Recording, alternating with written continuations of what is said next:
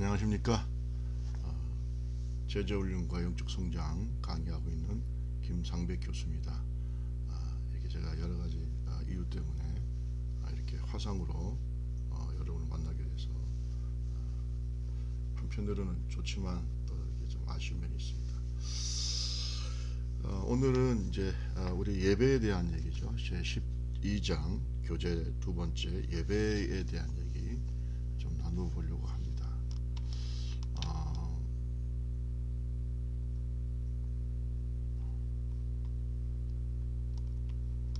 예배라고 하는 것은 넓은 의미에서 하나님과 백성과의 만남이죠.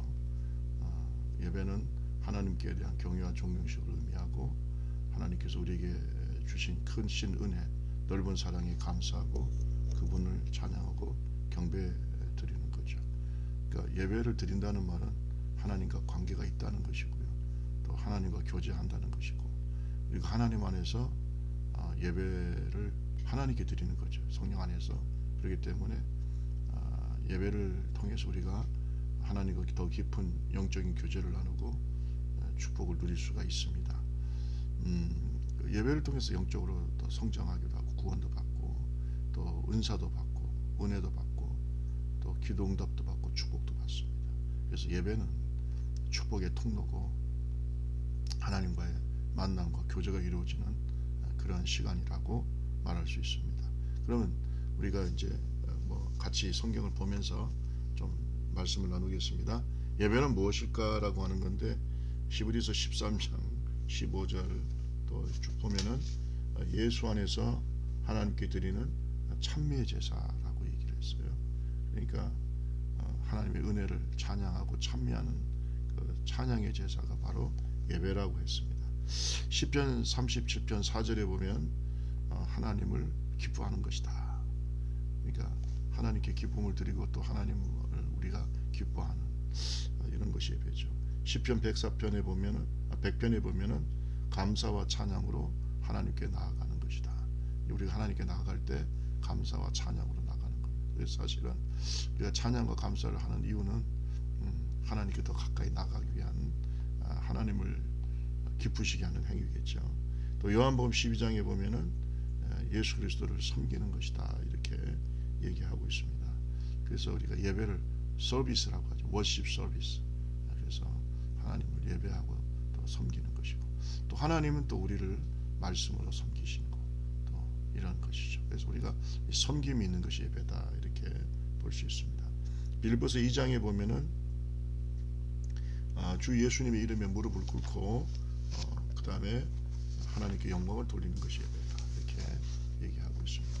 그래서 우리가 예배의 의미를 잘 좀 이해할 필요가 있고요. 그러니까 예배라고 하는 것은 하나님께 드리는 것인데 하나님을 기쁘시게 하고 또 감사와 찬양하는 것이고 또 섬기는 것이고 예수님께 무릎 꿇고 하나님께 영광을 돌리는 이런 것이 예배라고 말할 수 있습니다. 두 번째로 예배 대상이 누굴까라고 하는 것인데 요한복음 4장에 보면은 아버지 하나님이죠. 아버지. 다른 것이 예배 대상이 되면 우상이 되겠죠. 오직 하나님께 예배 드리는 것이고 요한계시록 5장 7절에 보면 빌립보서 2장 어린 양 예수님께 또 예배를 하죠. 예수님은 하나님이시니까요. 그래서 교회 머리가 되시고 또 우리의 롤드 주인이 되시는 분이기 때문에 예수님께 예배를 드리는 겁니다. 어떤 분은 그래요. 기도할 때 하나님께 기도하는 분도 계시고 어떤 분은 예수님께 기도하는 분도 계시고 또 어떤 분은 성령께 기도하는 분도 계신데 어떠냐 그래서 저는 성삼위 하나님이 괜찮다고 했습니다. 그래서 우리가 하나님께 예배하는 건데 어떤 성삼위 하나님이시니까 예수님께 예수님 이렇게 기도해도 되고 성령님 기도해도 됩니다. 자, 세 번째 예배는 어떻게 드려야 될까요? 요한복음 4장에 보면 in spirit and in truth 이렇게 했어요. 신령과 진정으로 성령 안에서 또 말씀 진리 안에서 이렇게 드리는 건데 어떤 면에서는 내용이 성령 안에서 하나님께 드리는 예배 이것이 진정한 예배라고 말할 수 있습니다. 신명기 12장에 보면 주님께서 택하신 곳에서 성전에서 예배를 드려야 되고요. 시편 51편에 보면 상하고 통회한 신령으로 예배를 드려야 됩니다. 시편 100편에는 기쁨과 감사로 찬양을 드리며 예배해야 됩니다. 또 사도행전 20장에 보면 하나님의 말씀을 듣기 위해서 사람들이 모였죠. 그래서 하나님의 말씀을 들어서 듣기 위해서 모여서 예배를 드려야 되고요. 사도행전 2장 42절에 보면은 서로 교제하고 또 가르침이 있고 떡을 떼고 기도하는 것이죠. 이 초대교회가 물론 성전에서도 모였지만 각 가정에서 모여서 가르침을 받고 서로 교제하고 떡을 떼고 기도하고, 여기서 떡을 뗀다는 것은 이제 성찬을 말합니다. 그래서 초대교회는 매주 성찬이 있었죠. 그래서 우리가 성찬 자체가 하나님과의 교제입니다. 자, 로마서 12장 1절에 보면은 이제 우리 몸을 하나님 앞에 산제사로 드리라고 했습니다. 예배를 통해서 우리가 하나님의 말씀을 들었잖아요. 깨달았습니다. 그러면 어떻게 해야 돼요? 실천해야 되겠죠. 그래서 이 실천하는 것을 산제사라, 우리를 잔 제물로 드려야 되겠죠. 제물을 죽어야 됩니다. 그래서 우리를 자신을 부인하고 죽고 옛사람을 부인하고 정말 우리가 하나님의 말씀에 순종, 하나님께 대해서는 산자가 되고 죄에 대해서 세상에 대해서 죽은 자가 되는 것이 침례의 의미라고 한다면, 우리 몸을 하나님께 산제물로 드리고 sen사로 드리는 것이 진짜 예배다. 그래서 그 12장 2절, 로마서 12장 2절에 보면 이 세대를 본받지 말고 하나님의 뜻이 무엇인지 분별하라고 했죠. 그러니까 세상을 본받지 말고 하나님의 뜻을 분별하는 지혜, 그래서 순종하고 헌신하는 결단이 있는 것이 예배다. 삶이 예배가 되어야 된다. 이렇게 얘기할 수 있습니다. 앤드류 블랙우드는 예배를 하나님의 자기 계시에 대한 인간의 응답이라고 했어요. 하나님은 우리에게 계시하시고 우리를 응답하고, 이게 예배입니다. 하나님은 예배를 통해서 자신을 계시하시고 은혜를 인간에게 베푸시죠. 인간은 예배를 통해서 하나님께 응답을 받고 또 응답을 하고 그 다음에 은혜에 감사하고 자신을 헌신하는 겁니다.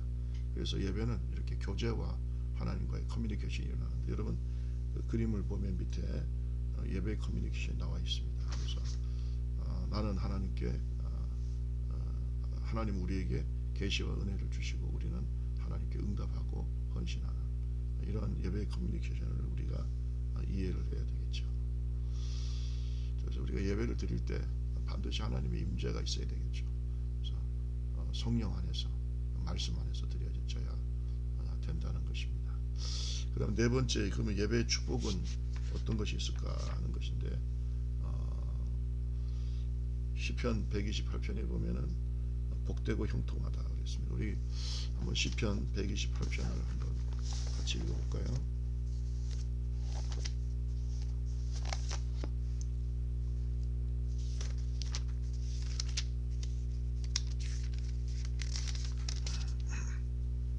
자, 시편 128편 성전에 올라가는 노래라고 이제 부제가 있는데 예배를 위한 시라고 볼 수 있습니다.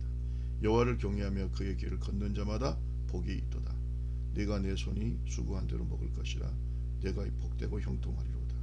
내 집 안방에 있는 내 아내는 결실한 포도나무 같으며 내 식탁에 둘러앉은 자식들은 어린 감람나무 같으리로다. 여호와를 경외하는 이가 같이 복을 얻으리로다. 여호와께서 시온에서 내게 복을 주실지어다. 너는 평생에 예루살렘의 번영을 보며 내 자식의 자식을 볼지어다. 이스라엘에게 평강이 있을지로다. 이렇게 말씀하고 있는데, 그러니까 이게 뭐 이제 복이 임하죠. 하나님은 경외하는 자, 예배하는 자, 또 그 길을 걷는 자에게 복이 있다고 했습니다. 하나님 복 주신 하나님이죠. 근데 그 복은 perfect blessings, 온전한 축복입니다. 그래서 하나님과의 관계도 좋지만 2절에 보면 수고한 대로 먹을 거다. 또 형통하리라. 이것은 정말 모든 일이 잘 되고, 그렇죠? 뭐 여기 있잖아요. 영통함이 인통하고 물통하고 만사형통한다. 형통하니라, 복되고. 손으로 수고하는 것이 헛되지 않는다는 말은 손으로 수고한 대로, 우리가 요즘에 고생하고 수고하고 노력해도 안 되는 게 많잖아요.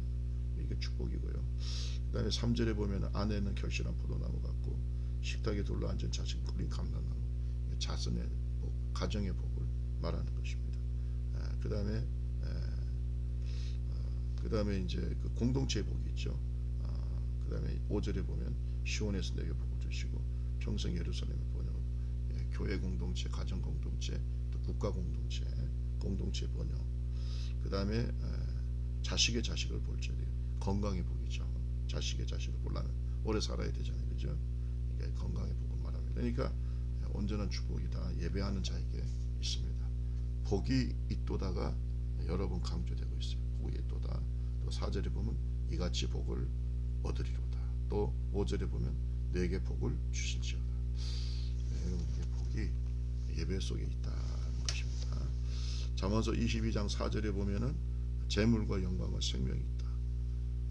여호와를 경외하고 예배하는 자에게 재물과 영광과 생명의 복이 있다. 출애굽기 20장 출애굽기 사도행전 2장 3번입니다. 사도행전 2장 47절에 영혼 구원이 있죠. 영혼 구원. 우리가 예배하는 중요한 목적 중에 하나가 영혼을 구원하는 거죠. 영혼 구원하고 성장시켜야 되죠. 그래서 예배가 살아야 교회가 삽니다. 자, 그다음 출애굽기 20장 3절에 보면 자손 천대까지 하나님께서 복을 주시고 은혜를 베푸신다 이렇게 얘기하고 있으니까 예배를 실패하면은 자손 3,4대까지 하나님 저주가 임하고 예배에 성공하면 자손 천대 만대 하나님 축복하신다. 그만큼 예배가 중요하다는 거죠. 자, 그다음에 시편 100편에 보면 하나님의 인자하신 성실하시 대대에 미치리라. 그러니까 신앙의 전통이 예배를 통해서 이어진다.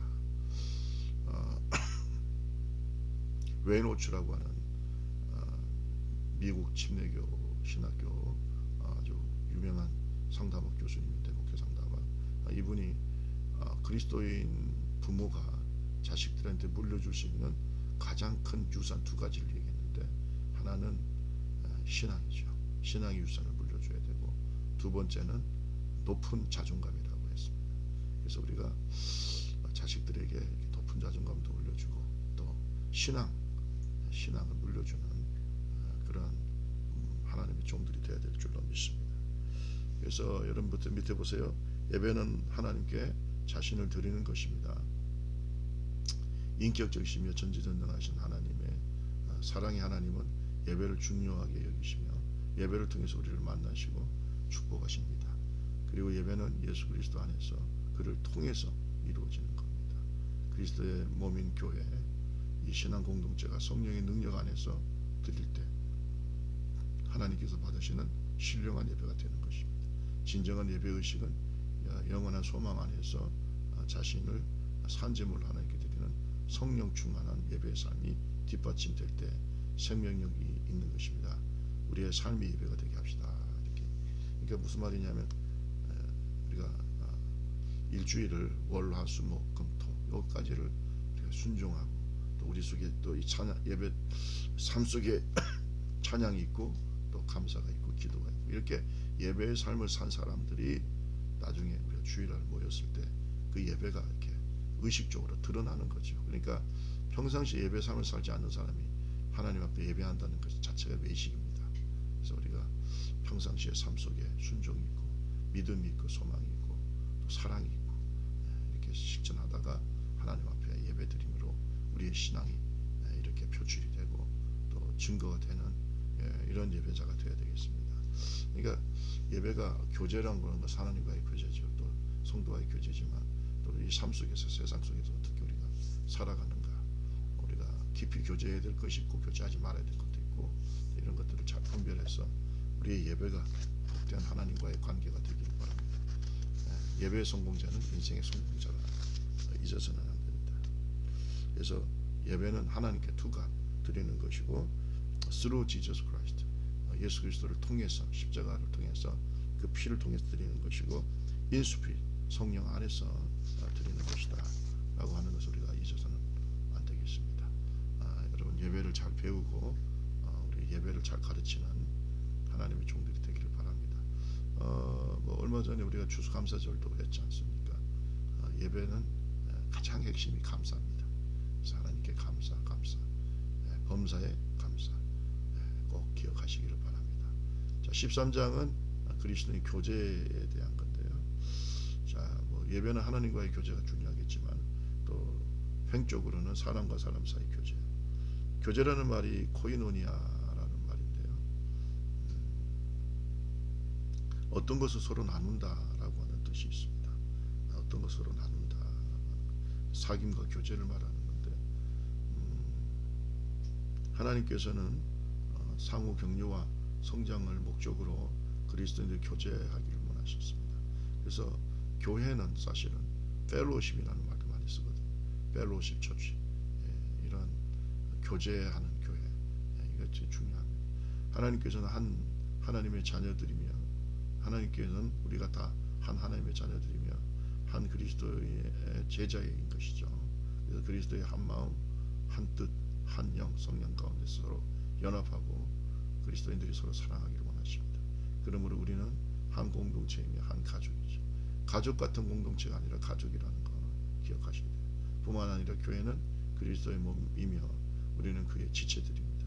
그래서 하나님은 그 몸의 비유를 통해서 성도들이 서로 존귀 여기고 돌보고 사랑으로 섬기기를 원하신다는 걸 가르쳐 주시죠. 고린도전서 12장 14절에서 27절에 나와 있습니다. 그래서 예수님께서도 제자들에게 주신 유언적 기도에 이 뜻이 분명히 드러나 있습니다. 나도 세상에 더 있지 아니하오나 나는 세상에 더 있지 아니하오나 저희는 세상에 있었고 나는 아버지께로 가옵나니 거룩하신 아버지여 내게 주신 아버지의 이름으로 저희를 보존하사 우리와 같이 저희도 하나가 되게 하옵소서. 하나가 되게 하라는 것이 교제입니다. 자, 그럼 그리스도인의 교제라는 것이 뭘까요? 자, 요한 1서 1장 1절에 3절 또 히브리서 보면 성삼위 하나님 안에서 성도들이 서로 사귀는 것이죠. 그래서 히브리서 10장에 보면 서로 돌아봐 사랑과 사랑을 격려하며 이렇게 서로 돌아봐 사랑과 사랑을 격려. 그래서 이렇게 이 교제를 해야 되죠. 모이기를 피하는 어떤 사람의 습관이라 히브리서 10장 25절에 보면 사탄은 교제를 방해하는 모이기를 폐하려고 하는 것이 사탄의 전략이기 때문에 우리는 모이기를 힘써야 되고 교제를 힘써야 돼요. 모여서 또 어떻게 교제하느냐 하는 그 교제의 내용도 사실 대단히 중요하죠. 사랑과 선행을 격려하는 것. 그냥 남 비판하고 비방하고 교회 욕하고 또 뭐 심지어는 목회자 목사님도 욕하고 이렇게 하면 그건 좋은 교제가 아닙니다. 그래서 우리가 항상 사랑과 선행을 격려하는 이런 교제가 되어야 되겠습니다. 자, 그다음에 두 번째 구체적인 교제의 대상은 누굴까요? 요한일서 1장 3절에 보면 하나님, 아버지, 또 아들 예수 그리스도, 그다음에 이제 성도들 이렇게 우리가 볼 수 있습니다. 사도행전 2장 42절에 보면 누가 교제한 성도들이죠. 목회자를 포함해서 성도들. 그다음에 갈라디아서 6장 6절에 보면은 히브리서 13장 7절에 나와 있습니다만 영적 지도자들, 목사님들과 목회자들과 좀 잘 교제를 해야 됩니다. 이제 요즘에 자꾸 이렇게 권위가 부정되는 시대다 보니까 포스트 모던 시대에 목사님들과의 관계가 안 좋은 성도들이 많습니다. 여러분 그러면 안 되겠죠. 그래서 갈라디아서 6장 6절을 한번 볼까요?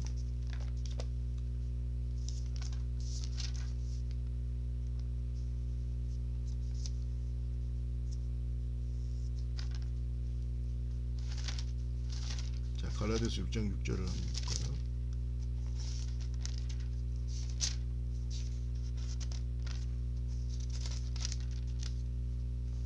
자, 6장 6절 같이 봅시다. 가르침을 받는 자는 말씀을 가르치는 자와 모든 좋은 것을 함께하라 이렇게 말하고 있습니다. 그러니까 이게 잘 교제를 하자는 거죠. 좋은 그리고 히브리서 13장 7절에도 보면 믿음을 본받으라고 얘기하고 있습니다. 그래서 우리가 본받으라는 말은 모방하다는 뜻이죠. 이미테이트라고 하는데 어쨌든 간에 우리가 좋은 모델이 돼야 되겠죠. 목회자들이 오늘날 교회를 떠나고 또 교회 실망하는 사람들 중에 목회자들의 경건치 못한 모습 때문에 그런 경우도 있기 때문에 우리 목회자들이 본이 되고 또 성도들이 마음껏 목사님과 교제하고 거기에서 예수님 만나고 또 닮아가는 이런 성령 충만이 있어야 되겠습니다. 자, 밑에 여러분 그림을 좀 보면요. 우리의 교제의 모형이 나와 있습니다. 여러분 책에 99페이지죠. 모형이 나오는데 우리가 이제 보면은 예수 그리스도를 통해서 투가 하나님과 교제하고 나와 너와 교제하는 이런 형태가 되어 있습니다. 그래서 우리가 이게 관계성이 형성이다 이렇게 말할 수 있습니다. 그러니까 예수가 빠지면 안 되죠. 예수님이 항상 하나님과 또 성도들과의 교제 속에 핵심이다. 그래서 밑에 보세요. 우리는 모닥불에 추억을 되살리길 좋아합니다. 따뜻한 모닥불에 앉아 있노라면 모두가 타오르는 불길처럼 한 마음이 됩니다. 타오르던 모닥불이 흩어질 때 쉽게 불이 꺼집니다. 그리스도인들이 사랑으로 하나가 되어 성령의 불길로 타오를 때 이 세상을 밝게 비치고 마귀는 물러갑니다. 마귀는 자꾸 해치죠. 공동체를 해치고 캠파이어 같은 거 할 때 불 끄는 방법 중에 하나가 이렇게 모닥불을 이렇게 해치면 쑥 꺼지게 되는 거죠. 그래서 우리가 모이면 성령이 충만하고 또 기뻐하고 또 교제함으로 또 우리가 서로 교제하고 성장하고. 근데 이게 뭐 또 자꾸 이렇게 사탄이가 또 마음 상하게 하고 모이지 못하게 하고 시간 없어 바쁘다 그러고 그러면 성령의 불도 꺼지는 겁니다. 그래서 교제가 그만큼 중요하다. 자, 세 번째 교제의 내용이 무엇일까요?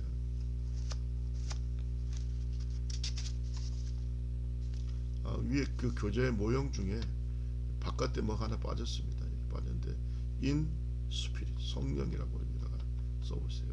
in spirit 성령 이렇게 여러분 쓰시기 바랍니다.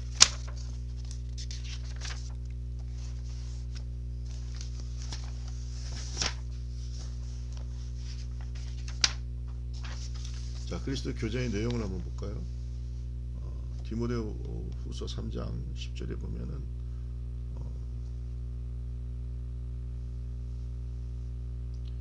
하나님 말씀으로 교제하고 또 간증도 하고요. 하나님 예수 그리스도 안에서의 간증 이런 것들이 교제의 내용이 되겠죠. 그 다음에 갈라디아서 6장 14절에 한번 볼까요? 갈라디아서 6장 14절. 그러나 내게는 우리 주 예수 그리스도의 십자가 외에 결코 자랑할 것이 없으니 그리스도를 말미암아 세상이 나에 대하여 십자가에 못 박히고 내가 또한 세상에 대하여 그러하니라 이렇게 얘기하고 있어요. 그래서 우리가 교제할 때 오직 예수 그리스도의 십자가를 자랑하고 교제하고 이게 뭐냐면 이제 복음 안에서 어떻게 우리가 살아갔는가 또 어떻게 승리했는가 이러한 예수 중심의 교제를 해야 된다는 것입니다. 자, 밑에 보세요. 우리는 바울 편지를 통해서 그가 지속적으로 다른 그리스도인과 같은 교제를 나누는 것과 깊은 교제를 나누는 것과 그 교제의 내용을 알 수 있습니다.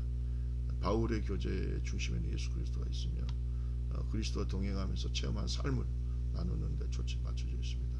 우리도 예배, 기도 모임, 구역 모임, 성경 모임 그리고 개인적인 교제를 통해 다른 그리스도인들과 끊임없이 교제를 나누는데 핵심, 본질은 뭐냐?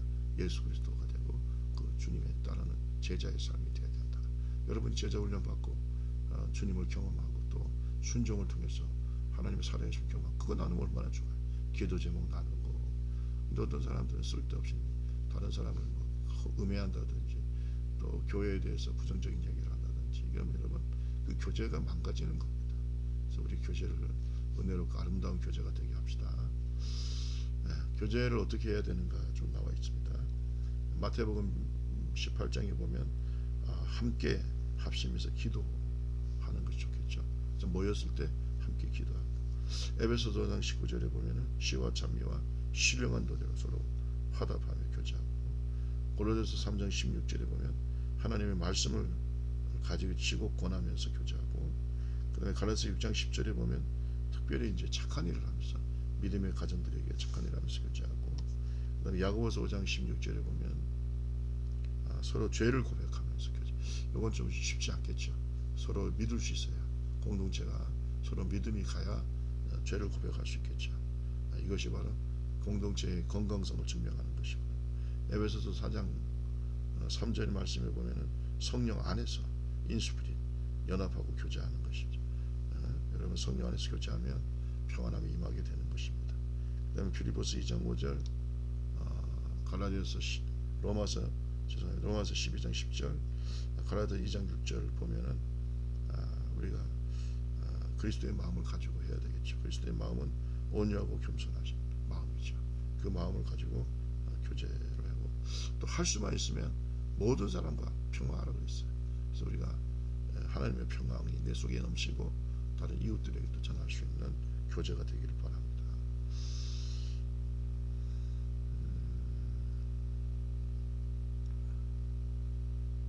요한 3서 1장 11절에 보면 선한 것을 본받으면서 교제하라고 얘기했습니다.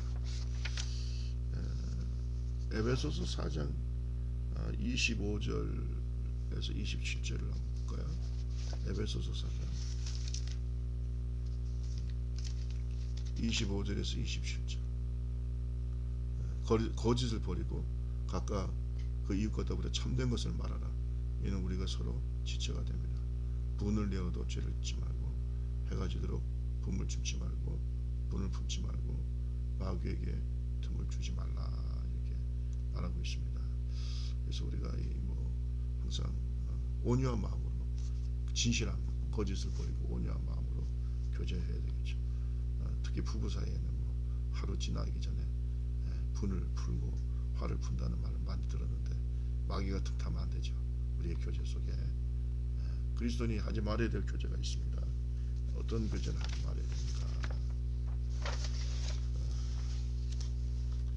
고린도전서 10장 20절에 보면 귀신과 교제하지 마라. 우리가 어떻게 하는 것이 귀신과 교제하는 것이고, 그런 건데, 저는 요즘에 보면 점치러 다닌다든가, 그죠? 또 구술한다든가, 그런 것도 물론 귀신과 교제하는 거지만, 요즘에 중독 있잖아요. 중독도 이게 사실 귀신의 역사라고 볼 수 있습니다. 영혼의 어둠이죠. 우리가 중독되고 그 우상숭배 같이 이렇게 섬기는 거니까요. 하여튼 내가 되게 좋아해서 하나님보다 더 앞서면 다 이 우상이 되는 겁니다. 그 다음에 조상 제사 있잖아요. 조상 제사도 귀신에게 하는 거죠. 그러니까 우리가 이런 귀신과 교제하지 말아야 됩니다.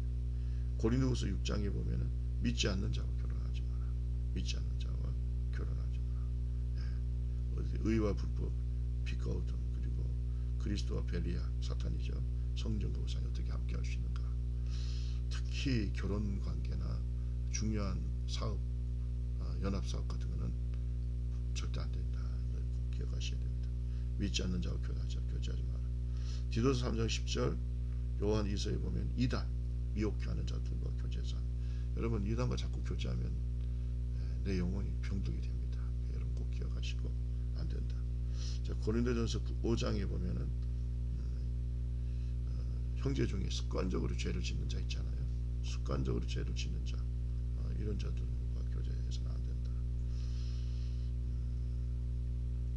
음행, 부도덕, 우상숭배, 더러운 말, 술 취한 거, 음욕, 여러 가지 이런 있죠. 이런 죄를 범하는 자와 교제하지 말기로. 거룩한 사람들과 해야 돼. 야고보서 4장 4절, 세상과 교제하지 마라. 세상 신은 하나님이 아니고 마귀지 않습니까? 그죠? 그래서 세속적인 가치관이라든지 세속적인 세계관, 이런 것들을 우리가 좀 본받지 말아야 되겠습니다. 우리가 로마서 12장 2절에 나오잖아요.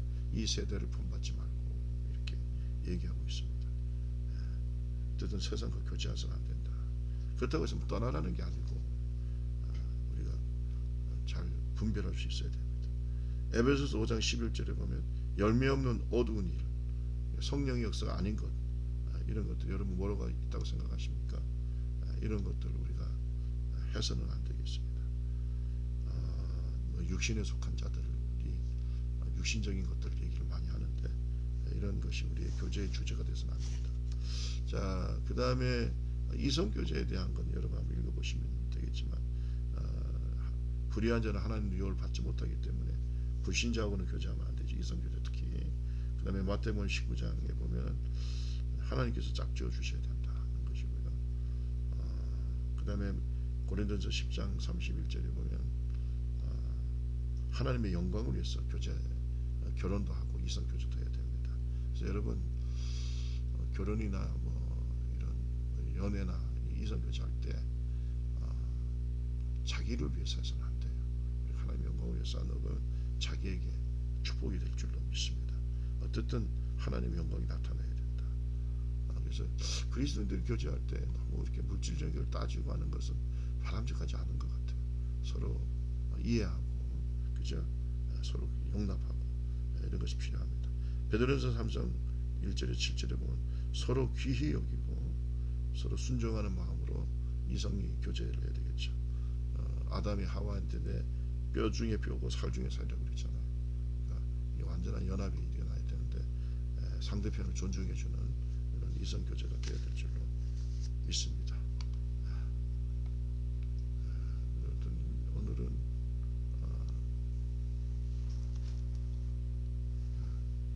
그 다음에 증인의 삶까지 조금 더 하고 하겠습니다.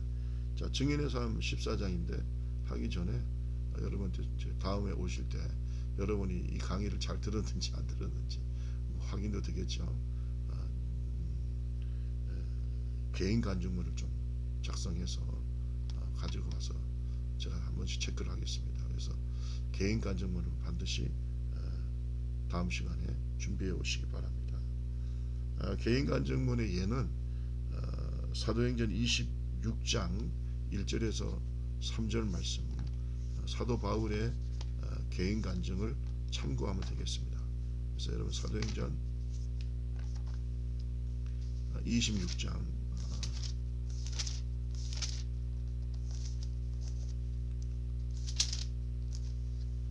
자 1절에서 23절인데 뭐 이거는 뭐 다 읽을 필요는 없겠죠. 근데 어쨌든 간에 그 바울 사도의 개인 간증문입니다.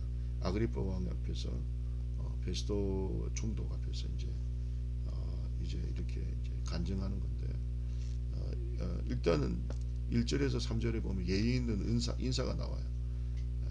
그러면 그 바울이 손을 들어 변명하는 2절에 보면 아그리파 왕이 유대인이 고발하는 모든 일 오늘 당신 앞에서 변명하게 된 거 다행하게 여깁니다. 그리고 3절에 보면 당신이 유대의 모든 풍속과 문제를 아십니다. 이렇게 너그러이 들으시기 바랍니다. 이렇게 예의 있는 인사가 필요하고요.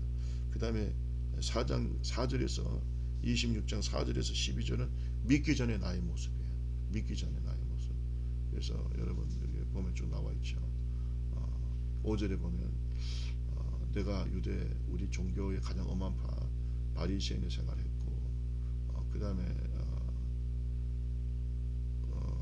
이제 12절까지 믿기 전에 자기도 예수 그리스도를 박해하는 자였고 또 모독하는 말을 하고 제사장으로부터 권한을 가지고 많은 성도들 옥에 가두고 또 죽일 때도 앞장서고 뭐 이렇게 해서 이제 자기가 예수님을 만나기 전에 믿기 전에 상태를 12절까지 얘기하고 있습니다. 이제 다메섹까지 대제사장의 권한과 위임을 받아가지고 하고 있는 자기의 모습을 얘기하고 있죠.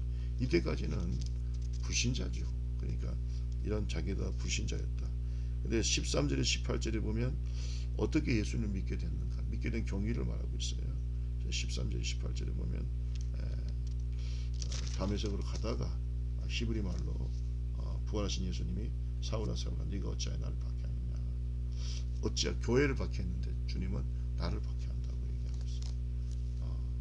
15절에 보면 주님 누구십니까? 라고 말하니까 주님께서 나는 내가 박해하는 예수다. 그리고 16절에 보면 내가 너로 증인 삼겠다. 또 17절에 보면 이스라엘 이방에는 내가 너를 구원하여 그들에게 보내어서 눈을 뜨게 하겠다. 그러니까 이게 이방인의 사도로 보내시는 콜링, 그런 뭐 구원받고 주님을 만난 것뿐만 아니라 이제 선교사, 이방인의 사도로서 선교사로서 주님의 사명을 또 듣는 그런 보냄을 받는 그런 모습입니다. 그래서 어쨌든 믿게 된 경위, 예수님을 부활하신 예수님을 다메섹에서 만났지 직접. 13절 18절이고요.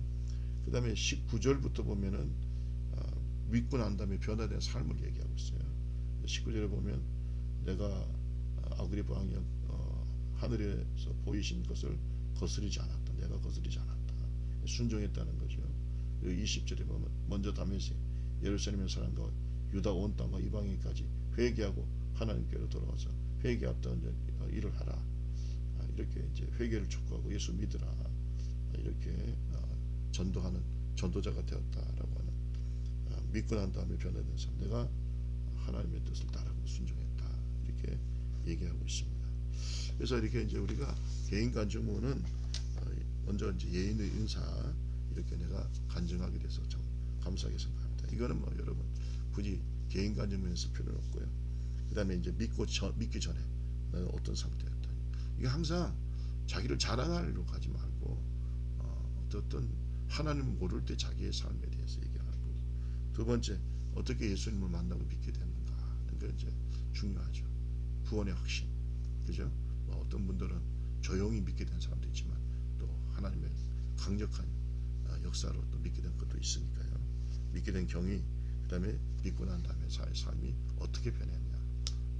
지금까지는 내가 나 중심의 삶을 살았지만 이제 하나님의 뜻에 순종, 하나님의 영광을 위해서 살게 되었다. 이렇게 우리가 이제 변화된 삶을 얘기를 해야 됩니다. 여러분이 꼭 이거 개인 간증문을 작성해서 보시기 바랍니다. 증인의 삶 좀 볼까요? 증인은 법정인 용어인데 어떤 사건에 대해서 증언하는 사람, 법정에서 증언하는 사람. 변호사가 아닙니다. 증인은 변호사가 아니다. 우리는 예수의 변호사가 아니라 증인이다. 중요한 것은 위증하면 안 되죠. 그래서 우리가 예수 그리스도를 확실하게 전하는 증인은 하나님 예수님을 경험한 사람이에요. 만난 사람이죠. 아니면 어떻게 알겠어요? 얘기를 하겠어요. 그죠? 위증이 되는 거죠. 그래서 믿는 자는 그리스도의 증인으로 세상 사람들 앞에 있습니다. 사도들과 같이 주님의 십자가 사건과 부활 사건에 대해 증인으로 온 세상에 증거하는 주님의 마지막 부탁을 받았죠. 말씀과 기도가 인력이라면, 인풋이라면 증인의 삶은 아웃풋이, 영적인 운동이라고 보면 돼요. 그래서 우리가 자꾸 인풋만, 먹는 것만, 기도나 말씀, 영적인 먹는 것만 있으면 안 되죠. 전도하고 증거하고 하는 출력이 있어야 영적인 밸런스가 맞춰진다 하는 것입니다. 자, 전도란 무엇일까요? 사도행전 2장 31절 32절에 보면 예수 그리스도의 부활을 증거하는 겁니다. 여러분, 다른 종교는 부활 있나요? 없죠. 그러나 기독교는 빈무덤이 중교입니다. 그래서 우리가 예수 그리스도의 부활을 확실하게 전해야 돼. 이게 복음입니다. 그러나 로마서 1장 15절 16절 복음을 전하는 것이죠. 복음은 굿뉴스, 좋은 소식, 영혼을 구원하기 위한 하나님의 그런 사랑이잖아요. 굿뉴스죠. 자, 그 다음에 그래서 그 복음의 내용이 어디 나타났냐면 고린도전서 15장 3절 4절 성경대로 예수님이 죄를 위하여 죽으시고 장사 지낸 바 되었다가 사흘 만에 부활하셨다. 이것이 복음의 내용입니다. 그 다음에 또 3번 고린도서 1장 21절에 보면 십자가에 못 박히신 그리스도를 전하는 거다. 이거 복음을 전하는 거, 예수를 전하는 거죠. 그 다음에 사도행전 20장 5번에 21절에 보면 하나님께 대한 회개와 예수 그리스도에 대한 믿음을 증거하는 것이다. 여러분 꼭 아시겠죠? 이 전도는 핵심이 예수 그리스도. 불타고 있을 때 존재하듯이, 불이 타고 있을 때 존재하듯이 교회는 선교할 때 존재한다. 전도 선교. 불이 타고 있을 때만 존재하잖아요. 교회도 전도하고 선교할 때 존재한다. 그렇죠? 전도는 누가 왜 해야 합니까? 모든 증거의 삶은 성령 하나님의 주권적 역사 속에서 이루어집니다. 그래서 주께서 제자들에게 성령 받기까지는 예루살렘 떠나지 말라고 했고요. 성령의 능력을 철저하게 의지하지 않을 때 우리의 증거의 삶은 실패할 수밖에 없습니다. 그러니까 우리가 땅 끝까지 복음을 전하려면 오직 성령의 능력이 임하시면 너희가 권능, 파워를 받고, 그래서 예루살렘, 온 유다와 사마리아까지 증인이 될 수 있어요. 누가 해야 됩니까? 사도행전 8장 성령의 권능을 받은 사람이죠. 누가 전도해야 될까요? 성령의 권능을 받은 사람. 누가 해야 될까요? 로마서 1장 1절, 사도행전 16장 하나님 복음을 위해서 택정함을 받은 사람. 특별히 하나님께서 택하신 사람을 쓰시죠. 택정함 받은 사람. 그 다음에 고린도후서 5장 18절에 보면 화목하게 하는 직책을 하나님께로 받은 사람. 그래서 우리가 그리스도의 사신이라고 얘기하고 있습니다.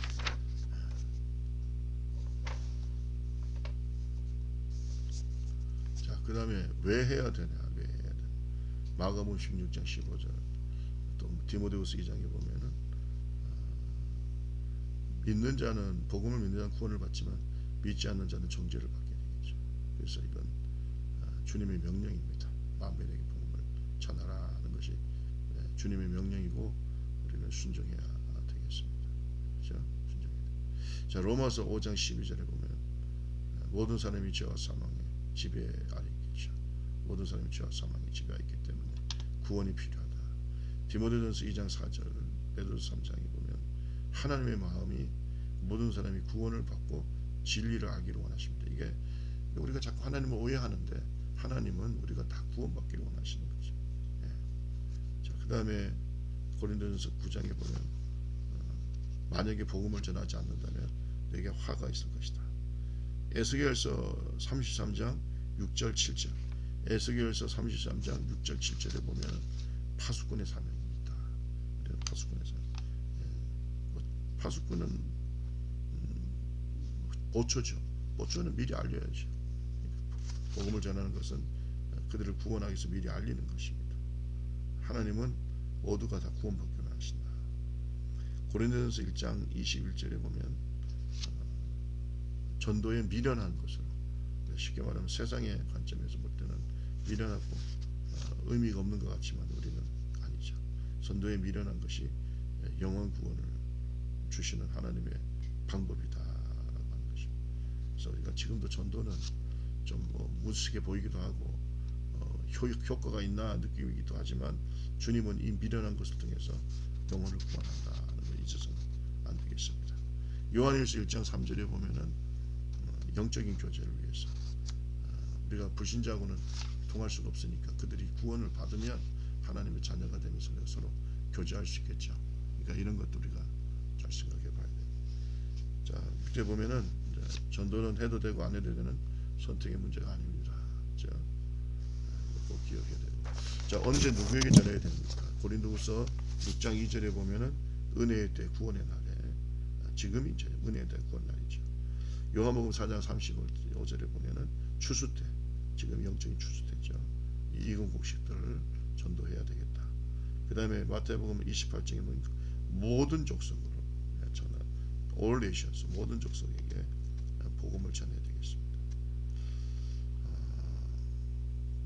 우리가 전도하고 선교하면요, 예수님께서 마태복음 28장 19절 20절에 보면 하늘과 땅의 모든 권세를 내게 주셨으니 너는 가서 모든, 그러니까 우리가 이 하나님의 권세가 임하는 거예요. 능력이 임하는 겁니다. 그래서 우리가 전도할 때 이런 역사가 있다는 거 아셔야 되겠습니다. 자, 어떻게 전파해야 되는가? 예수님의 전도 방법, 사마리아인 전도하는 걸 보면은 관심을 갖고 계시고 논쟁을 피하시고 여인의 관심을 부리키시고 자신을 소개하시고 여인의 양심을 키워주시고 확신을 시켜주시고 상대방의 심령의 변화를 단계적으로 유도하셨다. 그래서 여기서 보면 이제 컨택트하는 관점, 관심, 너의 이 물을 좀 달라 뭐 이렇게 하고 또 남편을 데려와라. 주님은 대단하시죠. 어쨌든 이런 관심을 갖고 논쟁은 피하시고 그 다음에 양심을 일깨워주는 이런 일을 하셨어요. 빌립지서는 어떻게 했을까요? 사도행전 8장에 보면 나와 있죠. 하나님의 음성에 순종했고 또 복음은 모든 사람을 위한 것이다. 좀 편견을 버려라. 유대인을 위한 것만이 아니다. 모든 사람. 왜냐하면 거기에 이제 이디오피아 여왕 간닥의 국고를 맡은 사람이니까 이디오피아는 이집트 밑이 나요. 그러니까 아프리카 쪽이니까 이렇게 우리가 뭐 편견을 가지면 안 되겠죠. 접촉점을 찾고요. 성경에 정통해야 되고 열심히 정확하게 복음을 전하고 그 다음에 전도 대상자가 확신을 가지고 실천하게 해라. 이런 겁니다. 여러분에게 관계 중심 전도를 좀 말씀드리고 싶어요. 요한복음 1장 40절에서 51절에 보면 안드레가 베드로에게 또 빌립이 나다나엘에게 고넬료가 그의 가족에게 또 빌립 간수가 집 사람들에게 빌립보 간수가 자기 집에 있는 사람들에게 복음을 전했듯이 가장 효과적인 방법은 관계를 통해서 전도를 하는 겁니다. 그래서 관계의 노선을 따라 움직여야 된다. 그래서 관계 동심을 한번 그려보면 자아가 있고 가족이 있고 친척이 있고 친구가 있고 이웃 동료 아는 사람. 그러니까 이렇게 관계 동심원을 그리는데 제일 밑에 관계 동심원 제일 중간에는 자아고 그 다음 동심원은 가족이고 그 세 번째 동심원은 친척이고 네 번째 동심원은 친한 친구 이렇게 이제 우리가 이제 관계의 이렇게 좀 단계가 있다는 거 아닙니까? 그죠? 마지막에는 아는 사람 또 전혀 모르는 X까지 이렇게 한 7개의 동그라미를 그려가지고 여러분 한번 이름을 한번 써보세요. 나는 뭐 나니까 가족 중에 예수 안 믿는 사람 또 친척 중에 안 믿는 사람 친한 친구 중에 안 믿는 사람 이웃이나 사업 동료 중에 안 믿는 사람 또는 내가 뭐 자주 만나지 않는지만은 어떤 사람 이렇게 우리가 전도 대상자의 관련 관계 동지원을 그리고 하는 것도 좋다. 그다음에 간구해야 돼요. 그 전도 대상자를 위해서 그 전도 대상자 필요를 충족시켜줘라. 그러니까 뭐 장사하는 분들은 가서 좀 밥도 한번 먹어주고 그죠? 서로 교제하고 정말 관심이 있다는 걸 보여줄 필요가 있고요. 그다음에 전도의 장애를 극복해라. 가끔씩 우리가 이렇게 좀 황당한 일을 많이 당하잖아요.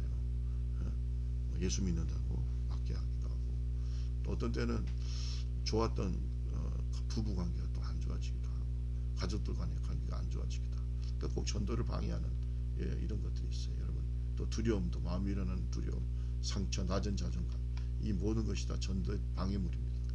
자 다리를 놓아라 다리를 놓아라 관계의 다리를 놓아라 축하 승진 감사 저러 그러니까 전도자가 이런 일을 할 때 축하할 일이나 이럴 때 가가지고 우리가 이런 전도의 관계의 다리를 놓는 것이 중요하죠. 7번째 직면하는 것도 중요합니다. 직면하는 걸 왜 중요하냐? 뭐 그냥 교회 갑시다가 아니라 당신은 예수님을 개인적으로 영접할 수 한 적이 있는가라고 좀 어떤 면에서는 좀 오래 교회를 안 간다든가 아니면은 방황하고 있는 사람도 있으면 좀 직면해서 이렇게 물어보는 것도 나쁘지 않다는 것입니다. 자 박스를 보겠습니다. 바울은 교통수단이 발달되지 않았던 그 시대에 복음을 전하기 위해서 1500km 이상을 여행하고 온갖 고난과 어려움을 당했다고 합니다. 그가 하늘에서 가장 큰 자중이 하나가 된 것은 복음을 위해서 일생을 바쳤기 때문입니다. 바울은 복음을 빚진 자인가? 우리는 아닙니까? 바울이 예수님은 우리가 또 우리를 위해서 십자가를 지신 예수님이 똑같은 예수님이죠. 그렇기 때문에 바울은 뭐 그렇게 열심히 전도하는데 우리는 안 하고 이건 말이 안 되는 겁니다. 그래서 증인의 삶은 선택이 아니라 필수다라고 하는 것을 꼭 기억하시기 바랍니다. 그 옆에 전도 훈련 있죠. 하나님의 선물인 영성 사용권이 있습니다. 이런 거는 한번 읽어보시고 이런 게 있습니다. 하나님의 선물인 영생 이거 여러분 꼭 한번 보시기 바랍니다. 여기 보면은 우리가 브릿지 복음이라고 해서 이렇게 좀 이렇게 나옵니다. 이렇게 복음 어떻게 전해야 되는가 하는 것이 나오니까 여러분께서 꼭 구입을 한번 해보시고 제가 다음에 이제 설명하겠습니다. 그래서 인간의 상태, 인간의 힘을 구원받지 못한다. 예수 그리스도 십자가가 다리가 되신다. 이게 브릿지 복음이라고 했어요. 또 그 다음에 이제 영성 훈련으로서 균형력 지금 풀스를 박사 여기에 증거와 교제가 있잖아요. 이것도 중요합니다. 제가 요거는 다음 시간에 제가 여러분한테 설명을 그려가면서 하도록 하겠습니다. 오늘 여기까지 하겠습니다. 여러분 사실 제자 훈련은 만나서 하는 것이 제일 좋죠. 근데 이제 상황이 이래서 제가 여러분에게 이렇게 화상으로 말씀을 드렸는데 좀 궁금한 점이나 또 보완할 것이 있으면 만나서 같이 다음 시간에 나누도록 하겠습니다. 여러분 전도 방법이 어떤지, 여러분 교회 전도 방법이 어떤지 다음 시간에 여러분께서 좀 말씀해 주시면 좋겠습니다. 그래서 개인적인 전도 방법이 있는지 또 교회에서는 어떤 방법으로 전도하고 있는지 나누는 시간 되기를 바라고 다시 말씀드립니다. 개인 간증문을 다음 주까지 꼭 써가지고 만나기를 바랍니다. 몇 분을 제가 한번 시키겠습니다. 꼭 기억하시기 바랍니다. 잠깐 기도하겠습니다. 하나님 감사합니다. 주의 종도가 함께 하시고 우리가 이 세상 살아갈 때 제자의 삶을 살게 해 주시옵소서. 다시 만날 때 건강하게 만나게, 환절기 건강할 수 있도록 지켜주시옵소서. 예수님 이름으로 기도드리옵나이다. 아멘.